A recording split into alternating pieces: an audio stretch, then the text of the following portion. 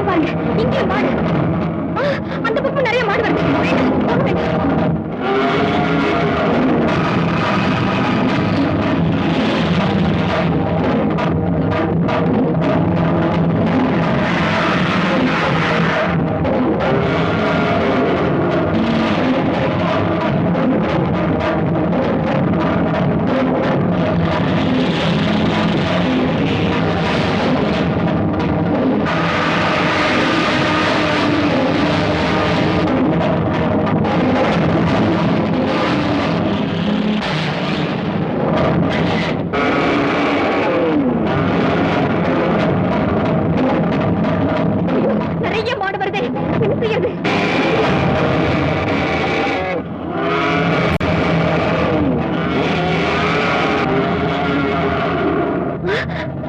இந்த பக்கம் மாடல வாங்க, ஓடில மகனா.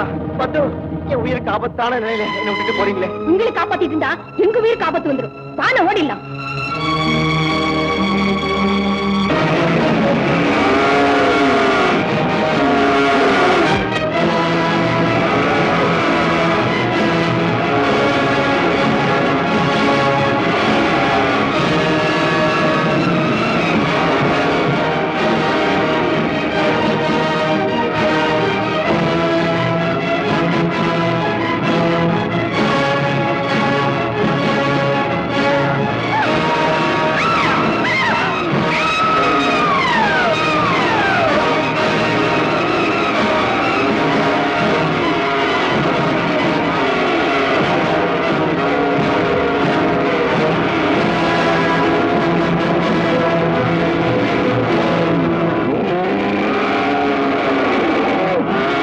என்ன காப்பாத்துங்க. லட்சுமி,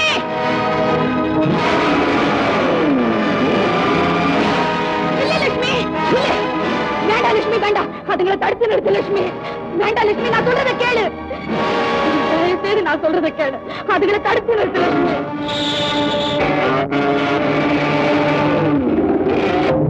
அப்படின்னா அவர் இல்லாம நான் இருந்து என்ன பிரயோஜனம்? அதை விட என்ன கொண்டுடு.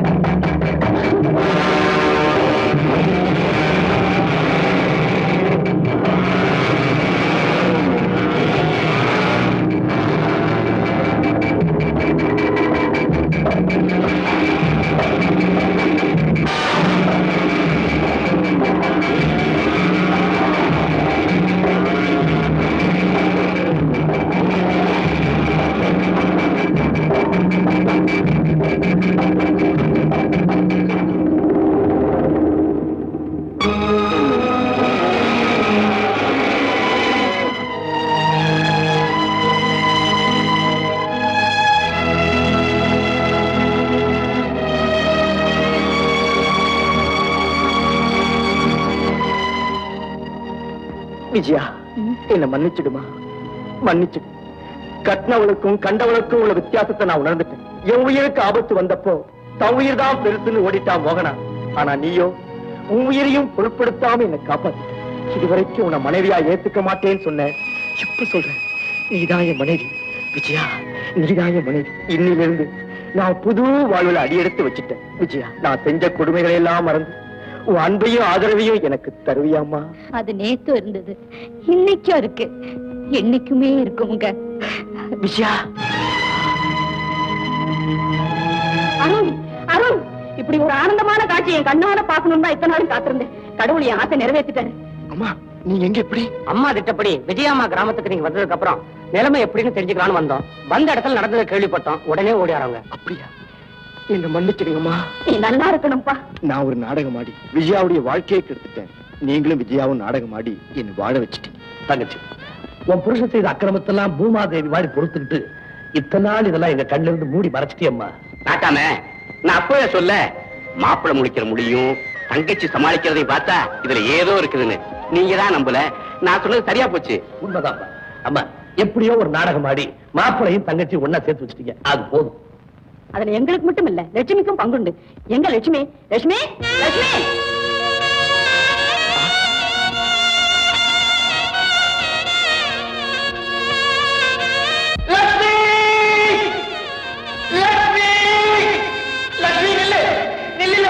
லட்சுமி லட்சுமி தயவு செஞ்சு நில்லு. நான் சொல்றத கேளு லட்சுமி. நீ போக வேண்டாம் லட்சுமி, ப்ளீஸ். லட்சுமி, ஒரு பசுவோட உடம்புல 33 கோடி தேவர்கள் குடியிருக்கிறதுனால அதை வணங்குறதோ கங்கையில குளிக்கிறதோ செஞ்ச பாவங்களை போக்கும் சொல்லுவாங்க. நான் உன்னை வணங்கி கேட்கிறேன், நான் செஞ்ச பாவங்களை மன்னிச்சு தயவு செஞ்ச என் வீட்டுக்கு வாமா. வா லட்சுமி. லட்சுமி, அன்னைக்கு என் வீட்டுக்குள்ள உன்னை வர வேண்டாம் சொன்னேன். இன்னைக்கு நீ வரலன்னா அந்த வீட்டுக்குள்ள நான் போக மாட்டேன். வா லட்சுமி, வா லட்சுமி. லட்சுமி லட்சுமி லட்சுமி. ஆமா லட்சுமி, என் மகனையும் விஜயாவும் ஒன்னா சேர்த்து வச்ச நீ அவங்க 2 பேரும் சந்தோஷமா வாழ்றத பார்க்க வேண்டாமா? வா லட்சுமி, வா லட்சுமி. அது மட்டும் இல்லம்மா, அம்மா ஆசைப்படி இவங்க பேரம்பேத்திய பெத்து தரும்போது அதுக்கு பால் கொடுத்து பாதுகாக்க வேண்டாமா? வாலட்சுமி. என்ன லட்சுமி யோசிக்கிற? தாய் தன் குழந்தைக்கு மட்டும்தான் பால் கொடுப்பா. ஆனா உன் குழந்தைக்கு மட்டும் இல்லாம ஊர்ல உள்ள அத்தனை குழந்தைக்கு ஜாதி மத பேதம் இல்லாம பால் கொடுக்கிற நீ கோமாதா, என் குலமாதா.